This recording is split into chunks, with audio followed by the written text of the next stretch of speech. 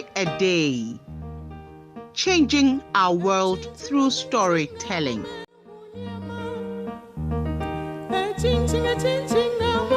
True confession.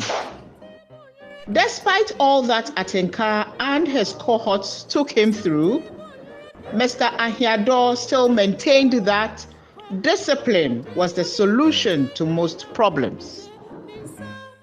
On the first day at post as headmaster of Woara Boys School, he was given a rousing welcome by the teachers, pupils, and students. He felt at home and vowed to give of his best. After a meeting with the staff, he intended to visit the pupils and students in their various classes. As he sat in his chair, he recalled the event that led him to resign from his former workplace. He had every reason to thank his Maker for life and for a better opportunity to improve the lives of children. He prayed and asked for grace to be at peace with all he came into contact with and to have a positive impact in the lives of the children entrusted into his care. Mr. Ahiador set off on a classroom tour with his assistant headmistress. The children were happy to see him, and as usual, he sounded his favorite quote: "The solution to our problem is discipline. Do the right thing at the right time and at the right place. This will save you from trouble." Atinka and his friends had a misunderstanding, and Atia decided to spill the beans. The misunderstanding developed into a fierce fight, and the teachers were called to separate them. In finding out what led to the fight, they confessed to causing Mr. Ahiador's disgrace and subsequent resignation. Mr. Tom was shocked and asked what else they had done. He exclaimed, "You people can kill."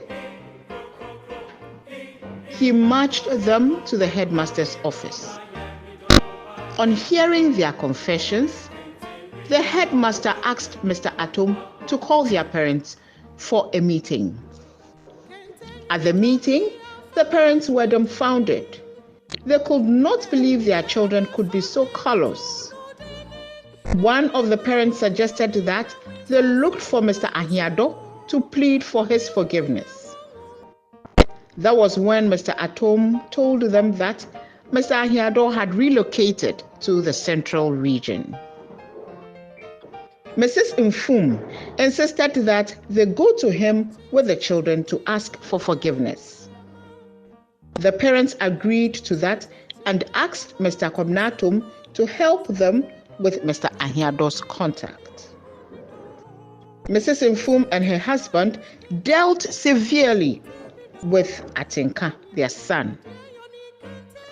They set off the next day to Assin Manso. Mr. Ahiador, on seeing them, received them warmly and listened to them with mixed feelings. Mrs. Mfum expected Mr. Ahiador to be angry, but rather he stood and hugged Atinka. Atinka knelt down and asked to be forgiven. Mr. Ahiador made it clear to them that he had forgiven them. He advised them to be of good behavior. On his way to see them off, the circuit supervisor, Mr. Ebosampa, saw Mr. Ahiador and in his excitement called him.